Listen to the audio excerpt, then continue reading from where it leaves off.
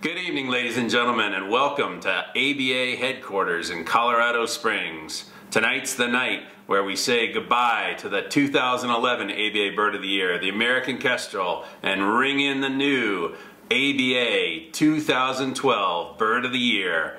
And it's almost time, and in 10, 9, 8, 7, 6, 5, 4, 3, 2, 1.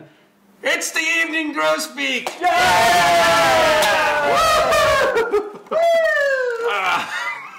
Watch those mailboxes for the new March issue with cover art by Julie Zickafoose. Look inside for your stickers. Get them on your binoculars, your spotting scopes, your cell phones. Show your birder and ABA pride. Have a great year. Thanks for your support.